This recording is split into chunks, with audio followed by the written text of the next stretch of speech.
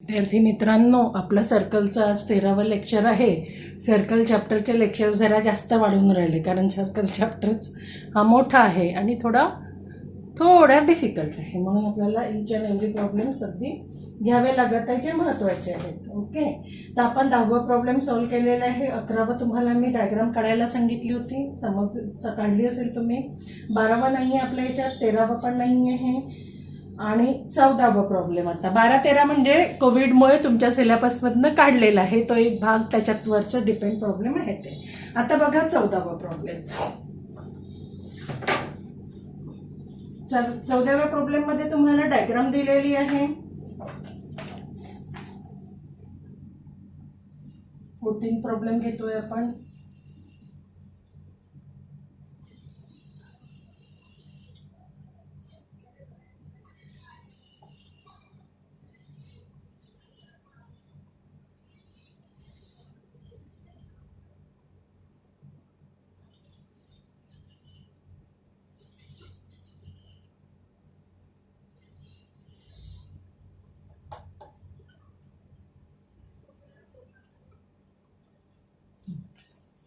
In the figure, O is the center of a circle.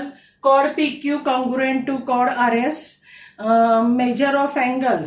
तुम्हाला angle दिलेला आहे. Angle POR is equal to 70 degree. Okay. And arc RS is equal to दिलेला आहे 80 degree. Then first find आहे measure of arc PR. ठीक आहे. आता PR तर एकदम इझी आहे. का बरं? POR is the central angle, O is the center, therefore angle POR is the central angle आणि PR is the minor arc. Measure of minor arc is equal to central angle. Definition of minor arc measureचं त्याच्यावरून घेता येईल आपल्याला. Therefore measure of arc PR is equal to angle POR is equal to 70 degree. कशावरून घेतलं हे? Definition of measure of minor arc. Okay. नंतर QS measure of arc QS विचारलेलं आहे. Second QS. आता बघा PQ आर्क माहित झालं, RS, QS आणि RS. तुम्हाला RS दिलेला आहे म्हणजे PQ माहित झाला, PR माहित झाला, RS माहित होईल, तर QS आपल्याला by definition of measure of circle नुसार काढता येईल. बघा आपल्याला गिव्हन दिलेला आहे त्यांनी chord PQ congruent to chord RS. If chords are congruent, then arcs corresponding arc are congruent. त्याच्यानुसार therefore measure of arc PQ is equal to measure of arc RS. इथे रिझन होईल corresponding arcs of congruent chords. ठीक आहे. आता आपल्याला RS माहित आहे, therefore measure of arc PQ is equal to 80 centimetre. आता आपण पूर्ण आर्कची बेरीज लिहू. PQ पासून सुरू करू. Measure of arc PQ plus measure of arc PR plus measure of arc RS plus measure of arc QS is equal to 360. कशानुसार? Measure of a circle. ठीक आहे. आता बघा जेवढे मार्क माहिती आहे त्यांचे मेजरमेंट्स लिहा. 80 PR आहे, 70 परत RS आहे 80 आणि मेजर ऑफ आर्क QS काढायचं आहे 360. Arc QS is equal to 360 minus 160 आणि 70 40 230 230 minus 230. Measure of arc QS is equal to 130 degree. ठीक आहे. आता तिसरं तुम्हाला विचारलं याच्यामध्ये, मेजर ऑफ आर्क QSR. बघा QSR म्हणजे दोन्ही आर्कची बेरीज. Measure of arc QSR is equal to measure of arc QS plus measure of arc SR. QS आपण काढलेला आहे 130 आणि SR आहे म्हणजेच RS आहे तुमचं 80 210 डिग्री. सिंपल प्रॉब्लेम आहे, ऑब्झर्व करा. असे सिंपल प्रॉब्लेम्स आहे ना, हे सोडू नका, याची चांगली प्रॅक्टिस करा. येते हे प्रॉब्लेम्स. आता बघा विद्यार्थ्यांना 15वा प्रॉब्लेम्स नाहीये तुम्हाला, कोविडमुळे नाहीये. 16वा पण नाहीये. आता आपण घेऊ 17वा problems. 17 problem. 17 problem activity base आहे. आपल्याला फक्त फिलिंग द ब्लँक्स भरायचे आहेत. सिंपल आहे प्रॉब्लेम. डायग्राम दिलेली आहे.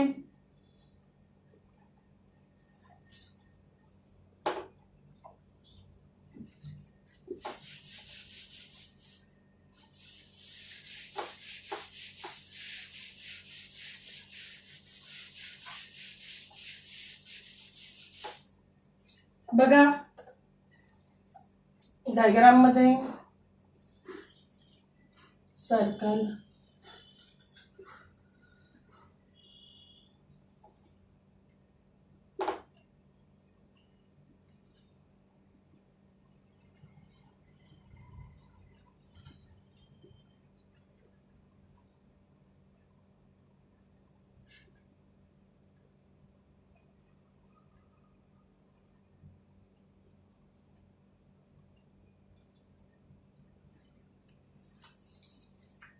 in the figure chord EF parallel to chord GH. Prove that chord EG parallel to congruent to chord FH. बघा EF पॅरलल दिलेला आहे आणि EG आणि FH तुम्हाला कॉन्ग्रुएंट दाखवायचे आहे. आणि ऍक्टिव्हिटी बेस्ड प्रॉब्लेम आहे, त्याच्यामध्ये फक्त फिल इन द ब्लँक्स भरायचे आहे. बघा प्रूफ मध्ये ड्रॉ सेगमेंट GF काढला आपण डॉटेड लाईनने. नंतर दिलेला आहे angle EFG is equal to angle FGH. EFG म्हणजे हा अँगल FGH अँगल पाहून लक्षात येणार आहे EF पॅरलल टू GH आणि GF इज अ ट्रान्सव्हर्सल. मग कोणते अँगल झाले हे? Alternate angle. तुम्हाला फिल इन द ब्लँक्स मध्ये काय भरायचं इथे? Alternate angles.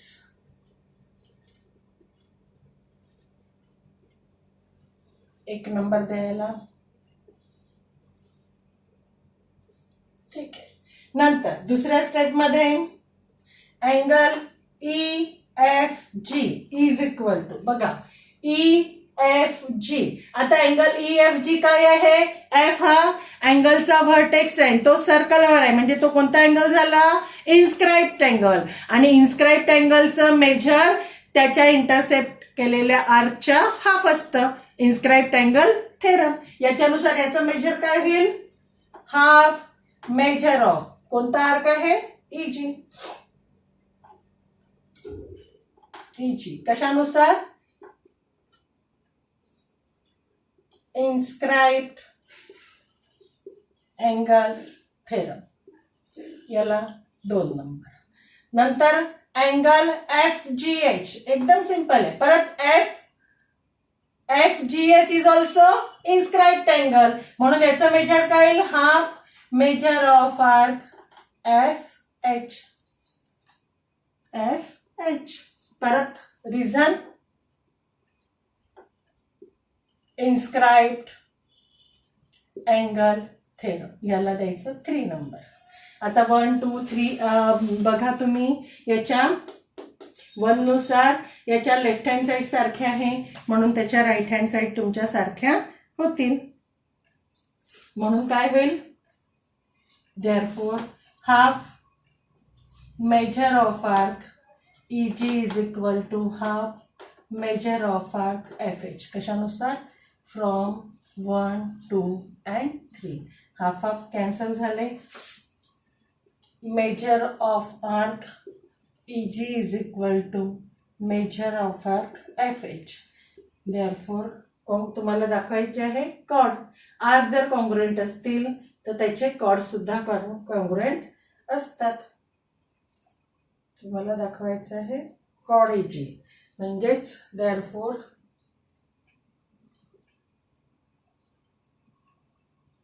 Cord EG congruent to chord FH. Reason काय होईल, corresponding chords of congruent arcs. ठीक आहे, झालं प्रॉब्लेम. परत 18वा प्रॉब्लेम नाही आहे. आता 19वा बघू. थोडंसं ऑब्झर्व करा. हे 19 प्रॉब्लेम बघू मग आपण.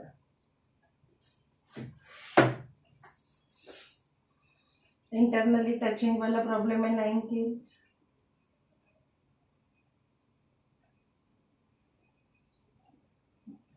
प्रॉब्लेम आहे मग ऍक्टिव्हिटी बेस. किती झालं,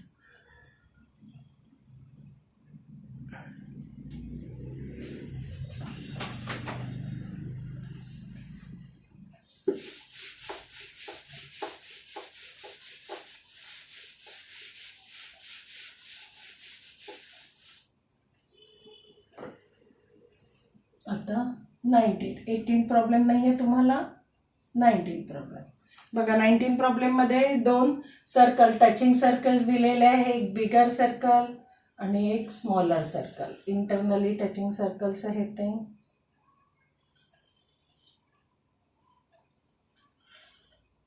ठीक आहे, स्मॉलर सर्कलचा C आणि बिगर सर्कलचा D, आणि तो याच्यावर लाई करतो आहे, आणि E is the touching point. ठीक आहे, नंतर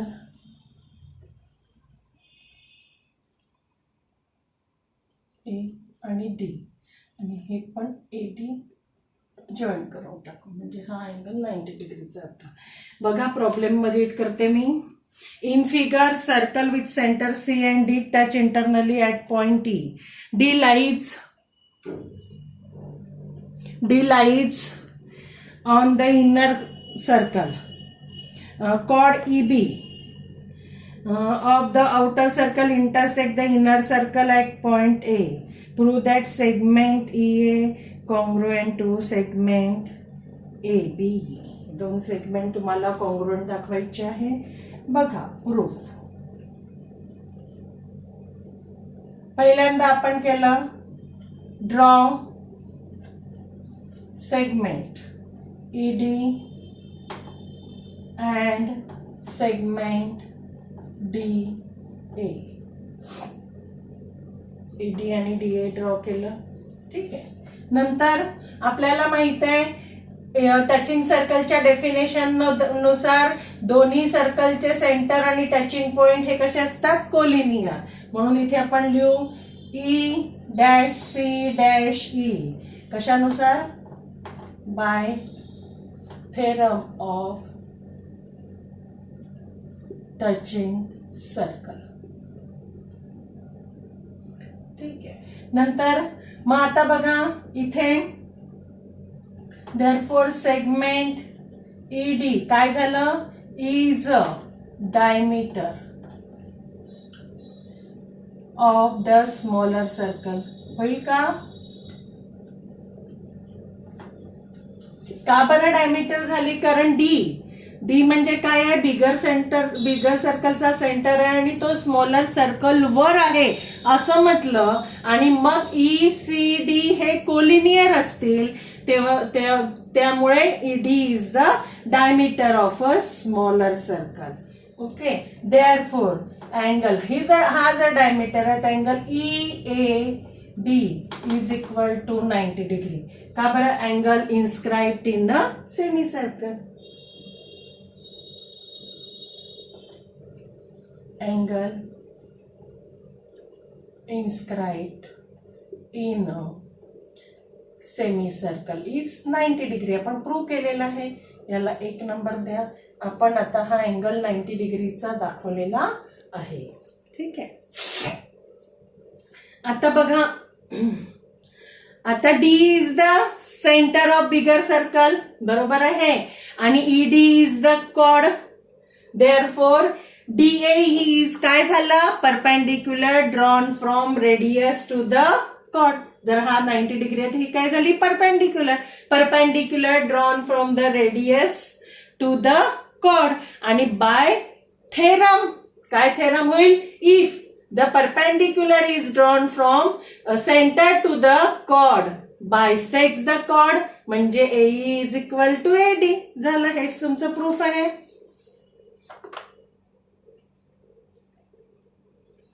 मग आता आपण लार्जर सर्कल घेऊ. For larger circle segment DA perpendicular chord ED कशावरून? फ्रॉम 1, कारण 1 मध्ये तो 90 डिग्रीचा अँगल आहे म्हणून ते झालं. मग आता theorem. Therefore EA is equal to AD कशानुसार? Perpendicular drawn from centre to the chord bisects the chord. Direct theorem लावला आपण आणि म्हणून आपल्याला प्रूफ मिळालं. Therefore segment EA congruent to AB पाहिजे. सेगमेंट AB हेच तुम्हाला विचारलेलं आहे. बघा, ऑब्झर्व करा.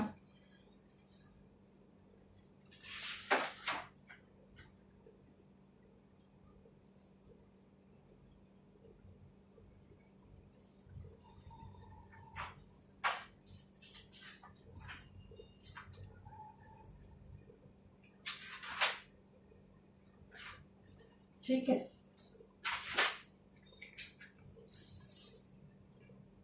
आता नेक्स्ट प्रॉब्लेम. 19 झालेलं आहे, 19 प्रॉब्लेम झालेलं आहे आपलं. आता 20 प्रॉब्लेम बघा. 20 प्रॉब्लेम सुद्धा ऍक्टिव्हिटी बेस्ड प्रॉब्लेम आहे. बघा, फिल इन द ब्लँक्सच धरायचे आहेत. 20 लिहून घेऊ.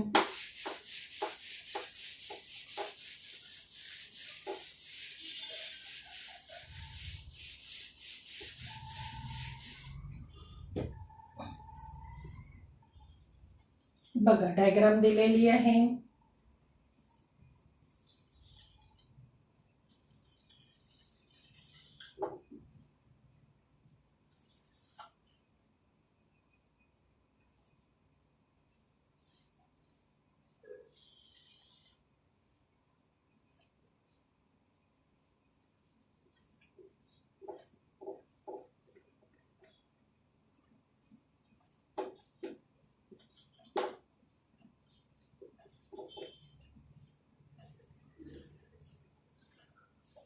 अशा टाईपची डायग्राम दिलेली आहे.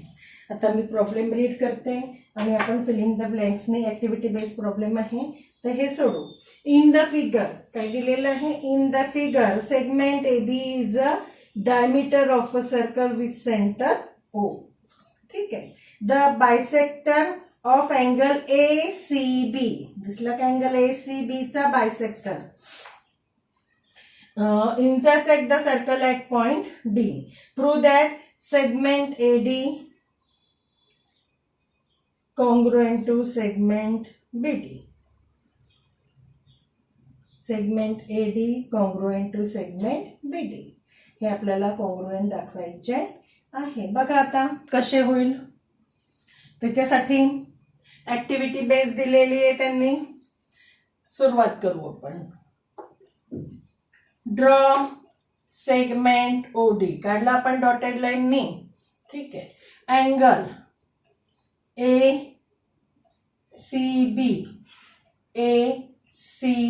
ACB कसा कोण आहे अँगल आहे हा. बघा ACB AB जर डायमीटर आहे तर अँगल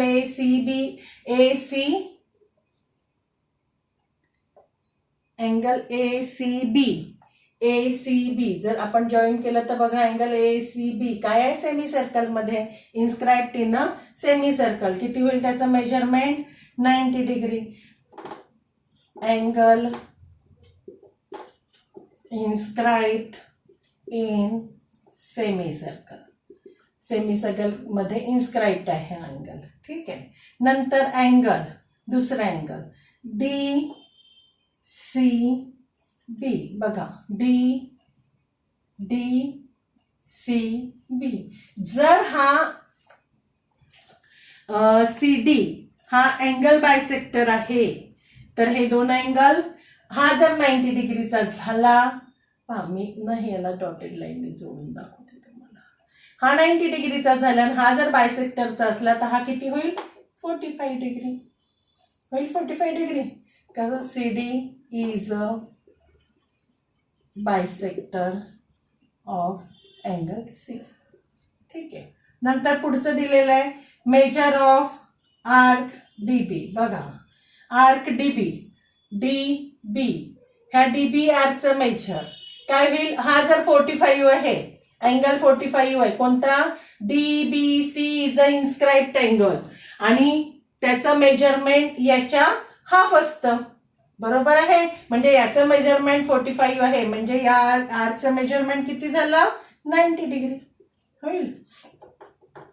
कशानुसार इन्स्क्राइब्ड अँगल थेरम नुसार. ठीक आहे. नंतर आता therefore angle DOB is equal to 90 degree कारण O इज द सेंटर म्हणजे angle DOB is the central angle. याचं मेजरमेंट कसं असतं मायनर आर्कचं मेजरमेंटनुसार काय लिहावं लागेल. मग इथे डेफिनेशन त्यांनी दिलंच आहे result. Definition of measure of arc minor आर्कच्या डेफिनेशननुसार DOB झाला. मग DOB इज 90 डिग्री. देअरफॉर पुढे दिलेला आहे segment OA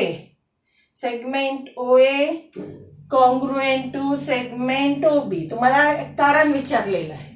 O is the centre म्हणजे OA आणि OB काय झालं radii of the same circle. मग रिझन काय होईल रेड आय ऑफ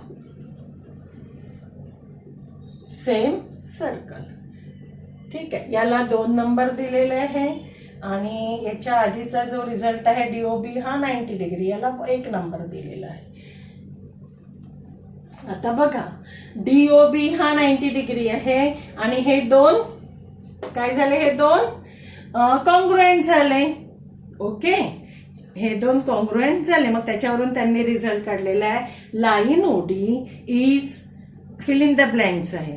कोणतं परपेंडिक्युलर काय भरावं लागेल त्याच्यात परपेंडिक्युलर बायसेक्टर कारण हा 90 डिग्री आहे म्हणजे परपेंडिक्युलर आहे आणि दोन इक्वल भाग करतोय कॉन्ग्रुएंट आहे म्हणजे तो काय झाला OD is the perpendicular bisector of segment AB. Fill in the blanks मध्ये तुम्हाला भरायचं आहे. Therefore line OD is perpendicular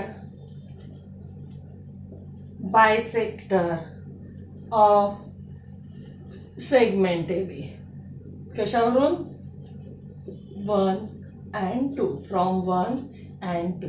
Therefore segment AD congruent to segment BD. Therefore AD आणि BD congruent होतील. का बरं AD आणि BD का बरं congruent झाले कारण हा परपेंडिक्युलर बायसेक्टर आहे आणि परपेंडिक्युलर बायसेक्टर मध्ये जर इक्वल अंतरावर जर पॉइंट असतील तर हे कॉन्ग्रुएंट असतात. 9th स्टँडर्डला एक थेरम झालाय आपला, त्याच्यानुसार ते कॉन्ग्रुएंट होतील.